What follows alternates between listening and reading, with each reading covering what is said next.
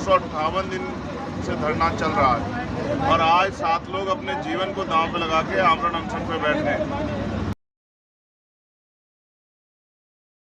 जब मैं पिछली बार आया था तो हम हजारों की संख्या में आए और हमारा ये मानना था कि किसानों की और यहाँ के जो स्थानीय लोग हैं उनकी समस्याओं को सरकार और जो ये कंपनी वाले लोग हैं सुनेंगे।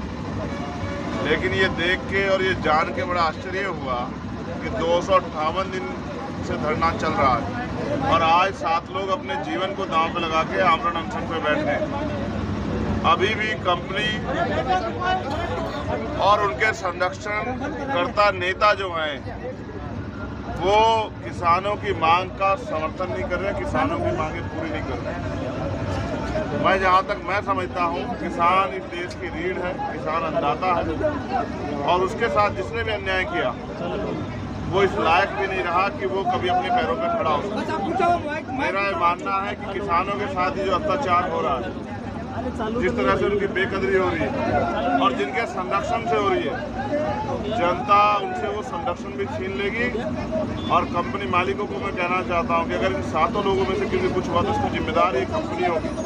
विधानसभा चुनाव होने वाले हैं और अभी आचार संहिता 2-4 दिन लगने वाली है। ऐसे में किसानों के अब तक कोई सुनवाई हुई नहीं, पिछले 4-8 महीने से यहाँ बैठे। सरकार गूंगी बहरी हो गई है, यहाँ के नेता विकलांग हो गए हैं, इसलिए उनको किसानों की समस्या दिखाई नहीं दे रही है। जिन नेताओं की जिम्मेदारी थी कि वो किसानों की मांगों को पूरा कराने के लिए प्रयास करते, वो नेता अपनी जिम्मेदारी अदा नहीं कर रहे, उल्टा वो कंपनियों का सहयोग कर रहे हैं, कंपनियों की मदद कर रहे हैं, उनको संरक्षण दे रहे हैं सत्ता का।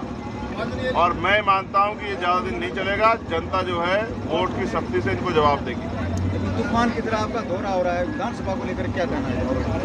मैं सिर्फ इतना ही कहूँगा कि इनकी किसानों की मांग पूरी हो जाए, यही मेरी सबसे बड़ी जो है जो संकल्प करके हम लोग संविधान बचाव कर चले हैं, वो उसको मैं सफल मानूंगा अगर यहाँ किसानों की मांग पूरी हो जाती और किसानों को उनकी ज़मीन का उचित मुआवजा और वो जो नौकरियाँ और मकान की जो गारंटी मांग रहे हैं, अगर उसमें वास्तविकता में जिम्मेदारी से काम हो जाए, स्थानीय लोगों को रोजगार मिले, उनकी ज़मीनों का उचित मुआवजा मिल जाए जो मांग रहे हैं और प्लस उनको पक्के मकान गारंटी मिल जाए, तो मैं समझता हूँ कि किसान भी खुशहाली से अपने घर जाएंगे और जनता भी खुश रहेगी।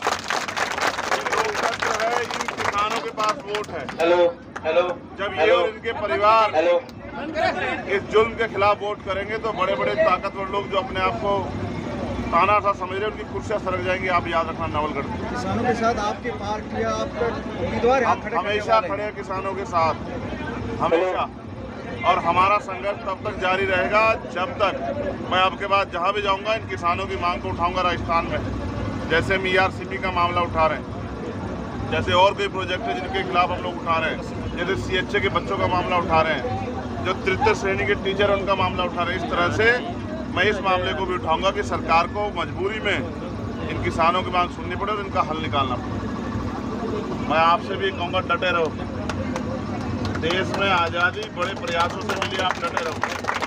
और मैं अब जब आगे बढ़ूंगा, पीछे हो जाओ, बहनें खड़ी हैं, बच्चे पीछे हो जाओ, तुम लोग साइड हो जाओ।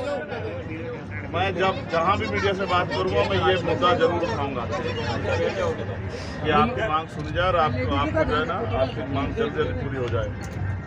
और आप देखो सरकार ऐसी है कि किसी की सुनना ही नहीं चाहती, लेकिन फिर भी जनता में इस बात का आक्रोश है, इसलिए हम इस मुद्दे को हर जगह उठाएं। आप सबके लिए मंगल कामना है। जब मैं दोबारा आपसे बात हो तो आपका धरना जो है वो कंप्लीट हो जाए और आप जीत जाओ, ऐसी मेरी मंगल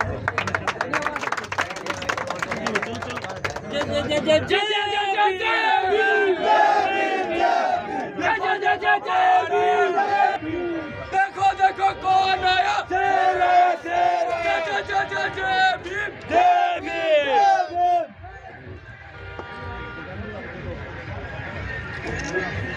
देखो देखो कौन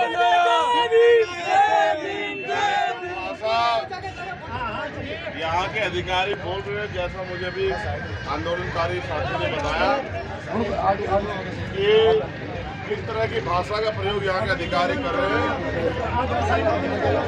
ये अधिकारी सत्ता के संरक्षण में इस तरह की भाषा का प्रयोग कर रहे हैं। मैं मानता हूं जनता ताकतवर होती है, इन अधिकारियों को भी एहसास हो जाएगा कि सत्ता की चाटुकारिता नहीं करनी चाहिए। और मैं आपसे कहूंगा कि आप डटे रहो, आप जीत रहे हो तभी तो बात आगे बढ़ रही है। आप और खड़े बैठे रहोगे तो और बात आगे बढ़ेगी, आप ध्यान रखना।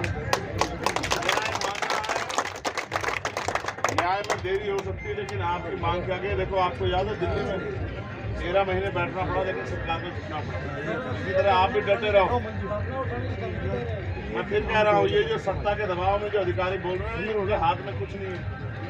ये तो नौकर है, ये आपके मालिक नहीं है। ये नौकर है, जैसे सरकार बदलेगी ये फिर नौकरी करने लग जाएंगे। ये जनता के नौकर है, मालिक नहीं है। और जब आचार संहिता लगेगी तो ये यही मालिक नहीं, जनता मालिक हो जाएगी। जनता तो इन अधिकारियों को छोड़ो, सरकारों को बदल देगी, याद रखना। ठीक है, धन्यवाद, खुश रहिए।